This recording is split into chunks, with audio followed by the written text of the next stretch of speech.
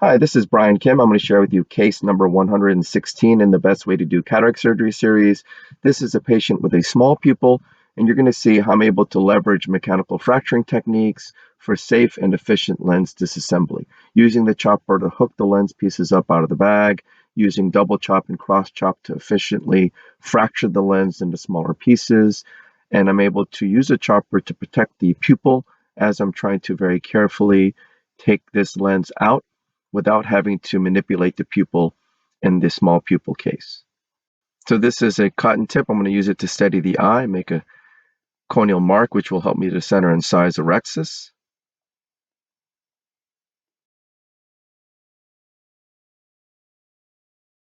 And then I make a paracentesis incision, first on the right side and then the left side, using the cotton tip to control the eye, making sure that the incision is parallel to the iris plane, which creates a nice corneal shelf, which will allow me to achieve a self-sealing incision. I'm injecting some intracameral lidocaine and then some intracameral epinephrine. And this is some dispersive viscoelastic, which viscodilates the pupil. And this is the triplanar corneal incision. I make a vertical groove, place the blade into the deep part of the groove, tunnel through the cornea, using the cannula to control the eye, and when I'm ready, I enter.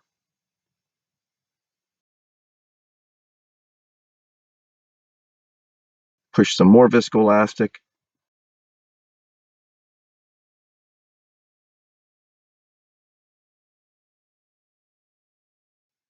And this is the puncture style rhexis, trying to puncture the center, which works. Pull the tear towards me, and then grabbing the right side of the tear, I'm able to create a flap. I'm going around circumferentially.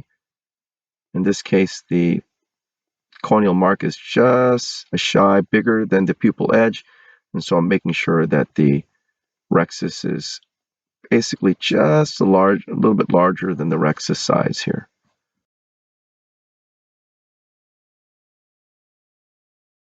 I burp the viscoelastic out, and this is the capsular fornix hydrodissection technique. I place the cannula under the rhexis edge contra-incisionally, go out to the fornix, point the tip down, get a nice wave, point the tip back up, decompress on the left side, and then pointing the tip down on the peripheral right side of the lens, and it begins to spin.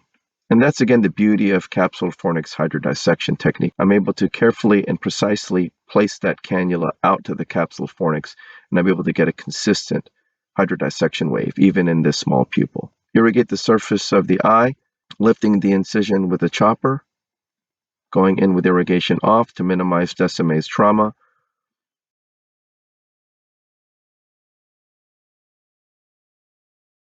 Removing the surface epinuclear material very carefully, making sure I don't go near the pupil. Placing the chopper under the rhexis edge contra-incisionally, placing the phaco tip vertically sub-incisionally, getting around the lens, bringing the instruments together, and it crushes and bisects the lens in half, placing the chopper around the right heminucleus and pulling it towards the phaco tip, which essentially crushes the right heminucleus in half. I tried to go after that first quadrant with a little bit of vacuum. It didn't really work. And so I used the chopper to kind of loosen that piece up, and it did. And then I'm able to grab it with some vacuum and emulsify the lens piece.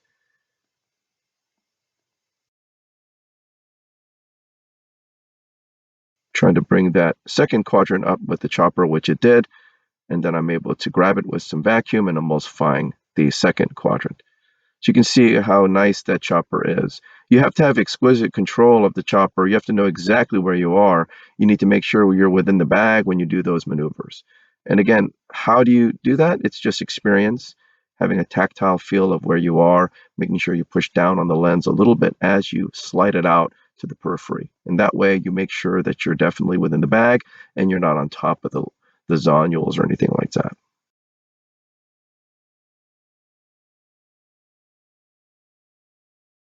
So I place the chopper around the lens piece and pulling it towards the phaco tip, trying to divide the lens pieces using some vacuum to grab the lens pieces now, which it loosens up a little bit, and then I'm crushing the lens pieces here.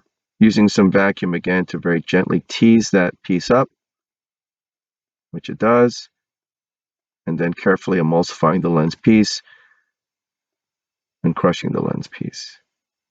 Now the epinucleus is starting to tumble out. Very carefully making sure that the epinucleus is not attached to the capsular bag and keeping the chopper deep.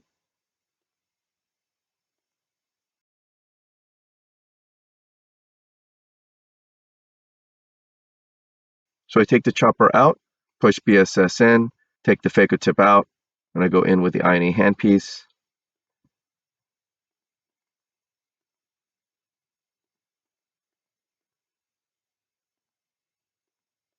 Start subincisionally peeling off the cortex from anterior to posterior, which peels the cortex in a more clean fashion.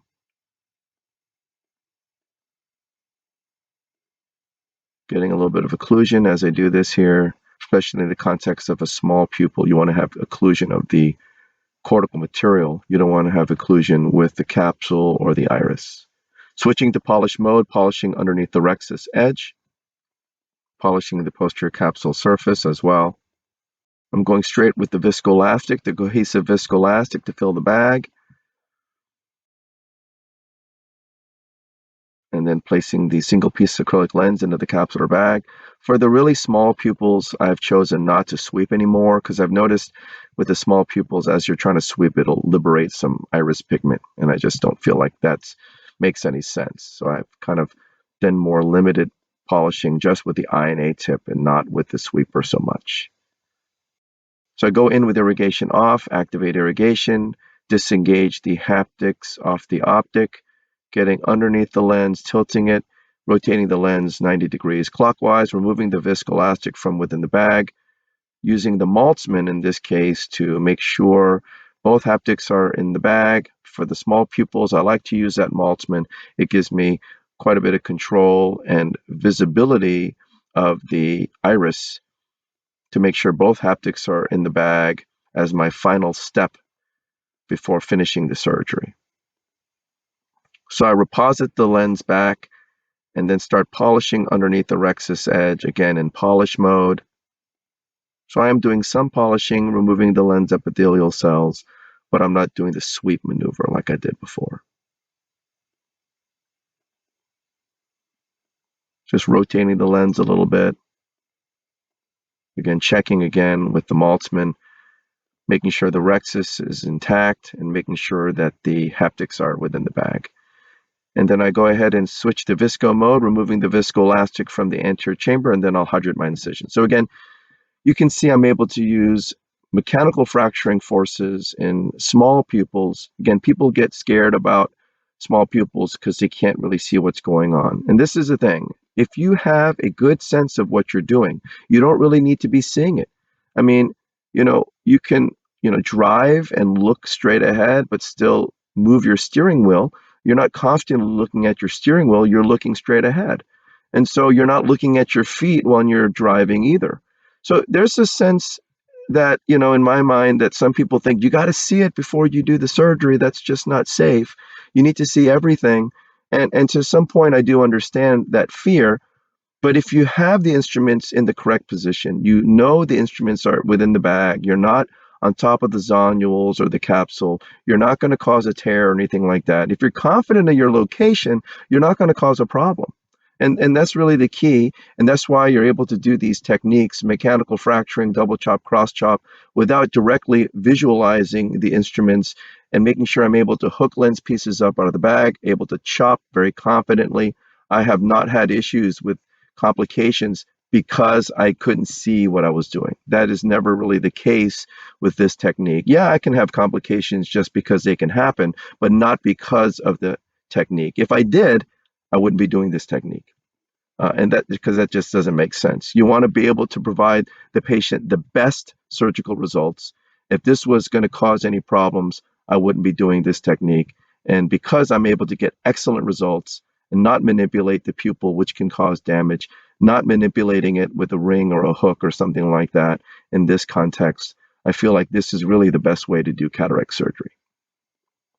So I hope this was helpful to you, and I thank you for your attention.